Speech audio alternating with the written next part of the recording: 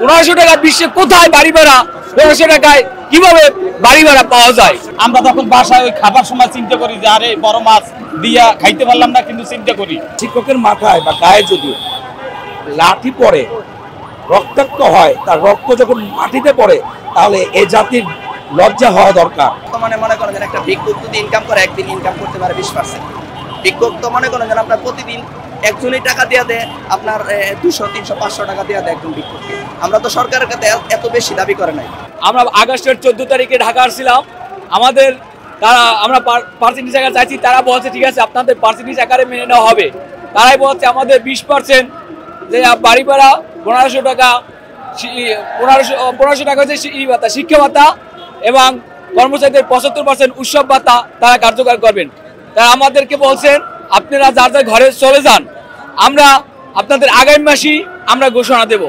তারপর তার আগামী মাস থেকে নিয়েছে যে অক্টোবর মাসের 5 তারিখ বিশ্ব শিক্ষক দিবসে এটা ঘোষণা করবে, কিন্তু বিশ্ব শিক্ষক দিবসে তারা 500 টাকা বৃদ্ধি করে 1500 টাকা বাড়ি ভাড়ায় তারা দেয়, প্রজ্ঞাপন দেয়। আসলে আমি বলতে চাই 1500 টাকা বিশ্বে কোথায় বাড়ি ভাড়া, 1500 টাকায় কিভাবে বাড়ি ভাড়া পাওয়া যায়? মানে এখানে আমাদের মূল উদ্দেশ্য হলো 3 দফা। এক হলো 20% বাড়ি ভাড়া, তারপরে 1500 টাকা চিকিৎসা ভাতা, তারপরে হলো কর্মচারীদের 75% উৎসব ভাতা। আজকে আমাদের এই যে গত আগস্টের 13 তারিখ এখানে আমাদের আন্দোলনে বিভিন্ন রকমের আশা দেওয়া হয়েছে যে আপনাদের শীঘ্রই এটা বাস্তবায়ন করা হবে, কিন্তু আজকে আমাদের কিন্তু এই যে রাজপথে নামিয়ে দেওয়া হয়েছে শুধু আমাদের এই বৈষম্য করার জন্য। আজকে দেখেন অন্যান্য চাকরির বেলায় তাদের 45%, 50% বাড়ি ভাড়া দেওয়া হয়, আমাদের মাত্র থোক বরাদ্দ 1000 টাকা। এই সামান্য বাড়ি ভাড়া, এটা আমি এই যে ঊর্ধ্বতন কর্তৃপক্ষ আছে যারা নীতি নির্ধারকরা, তাদের কাছে বলতে চাই যে এই 1000 টাকা বাড়ি ভাড়া বাংলাদেশের কোন অঞ্চলে 1000 টাকা বাড়ি ভাড়ায় মানে আছে যে তারা থাকতে পারে?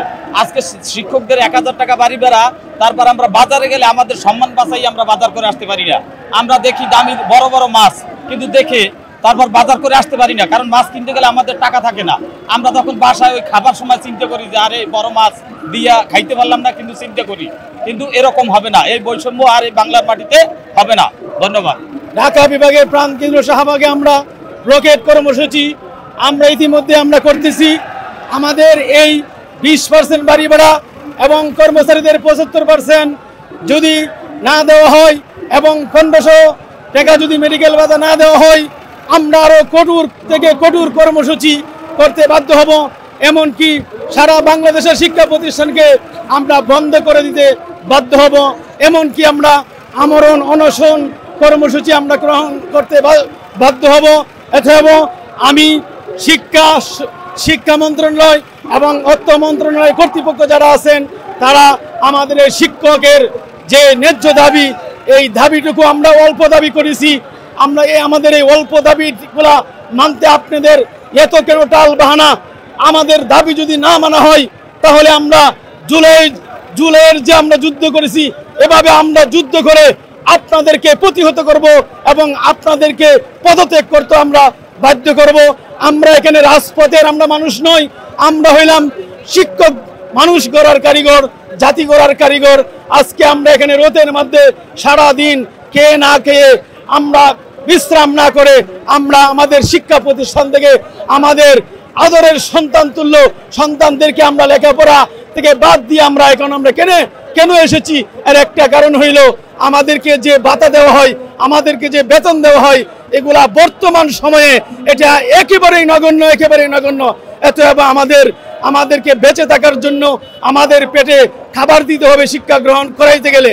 এত আমাদের এই দাবিগুলা অচিরেই আপনারা যত তাড়াতাড়ি মেনে নেবেন, অত তাড়াতাড়ি আমাদের দেশ, জাতি এবং শিক্ষা খাতের জন্য কল্যাণ এবং মঙ্গলময় হবে। যদি দেরি হয়, কাল বিলম্ব করেন, তাহলে এই দাবি আপনাদের পদত্যাগ, এমনকি এই ইউনূস সরকারের পদত্যাগ পর্যন্ত আমরা নিয়ে যেতে বাধ্য হবে ইনশাআল্লাহ।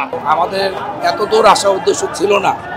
আমরা প্রথম দিন যখন প্রেস ক্লাবে গিয়েছিলাম, তখন আমাদের আন্দোলনটা ছিল খুবই শান্তিপূর্ণ এবং এখন পর্যন্ত আমাদের আন্দোলন শান্তিপূর্ণ। যেহেতু আমরা শিক্ষক সমাজের শিক্ষার্থীদের আমরা সুনাগরিক হিসেবে গড়ে তোলার জন্য আপ্রাণ চেষ্টা করি, সেক্ষেত্রে আমরা আমাদের দিক থেকে সবসময় চেষ্টা করেছি শান্তিপূর্ণভাবে আন্দোলন এবং আমাদের অধিকারের কথাগুলো সরকারকে জানানো। আমরা সেদিন এসেছিলাম সরকারকে জানাতে, এবং সরকার কোরবানি ঈদের আগে আমাদেরকে একটি আশ্বাস দিয়েছিল যে আমরা শিক্ষকদেরকে একটি যৌক্তিক এবং ন্যায্য দাবি অনুযায়ী একটি প্রজ্ঞাপন দেব, কিন্তু তারা সেটা না করে একটি মন গড়া দাবি তারা আমাদেরকে হাতে দেয় প্রজ্ঞাপন আকারে, যেখানে বাড়ি ভাড়া মাত্র 5% মতন এবং 500 টাকা হচ্ছে মেডিকেল ভাতা, আর উৎস ভাতা হচ্ছে 75%। আমার প্রশ্ন, ঢাকা শহরে একজন ডাক্তারকে, আমরা এখন যে মুহূর্তে দাঁড়িয়ে আছি বারডেম এবং পিজি হাসপাতাল সংলগ্ন, এখানে অনেক ডাক্তার আছে যারা প্রাইভেট সেক্টরে ক্লিনিক আকারে রোগী দেখেন, তাদের কাছে আমরা যদি যাই সেখানেও আমাদেরকে 1000 টাকা চিকিৎসা ফি দিতে হয়। যেখানে 1000 টাকা চিকিৎসা ফি, সেখানে 500 টাকা দেওয়া মানে হচ্ছে একটা নিছক তামাশা। আমরা একটা দেশ গঠন করার ক্ষেত্রে আমাদের শিক্ষক সমাজের সবচেয়ে গুরুত্বপূর্ণ ভূমিকা রাখি, কিন্তু শিক্ষক সমাজের সেই গুরুত্বপূর্ণ ব্যক্তিগুলো যখন অবহেলিত, নিগৃহীত, তখন আমাদের আর কিছু বলার থাকে না। শিক্ষকের মাথায় বা গায়ে যদি লাঠি পড়ে, রক্তাক্ত হয়, তার রক্ত যখন মাটিতে পড়ে, তাহলে এ জাতির লজ্জা হওয়া দরকার।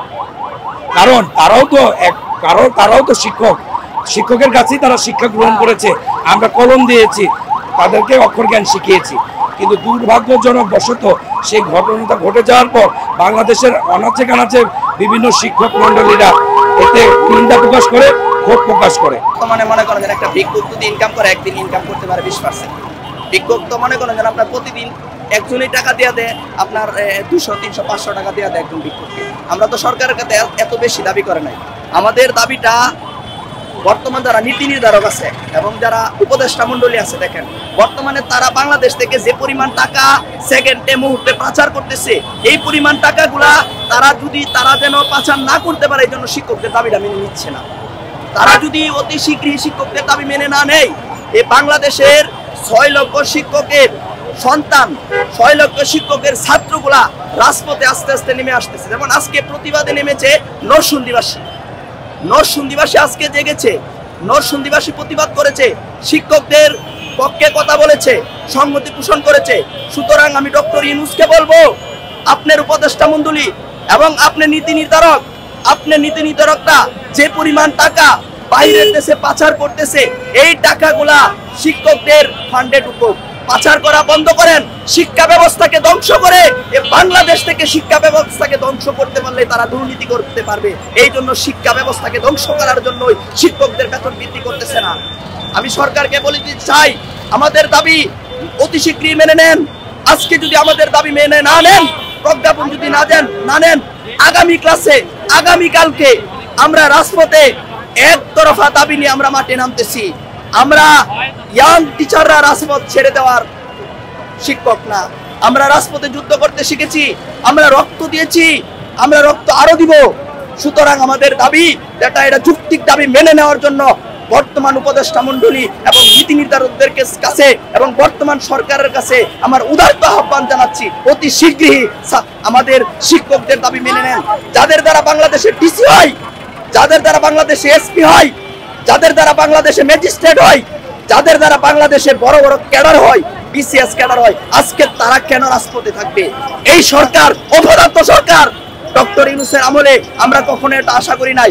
ডক্টর ইউনূস বাইরের দেশ থেকে আজকে আসছে। ডক্টর ইউনূসের উচিত বিবৃতি দিয়ে এবং মিডিয়ার সামনে এসে খোলামেলা বলে দেওয়া, এই দেশের শিক্ষক আমার দেশের শিক্ষক, আমার দেশের শিক্ষকটা সর্বোচ্চ সম্মানে বসে করতে হবে এবং আমার দেশের শিক্ষকদেরকে সর্বোচ্চ বেতন দিতে হবে। 20% কিসের আছে? আমরা তো 20% চেয়েছি সরকারকে সহযোগিতা করার জন্য চাচ্ছি।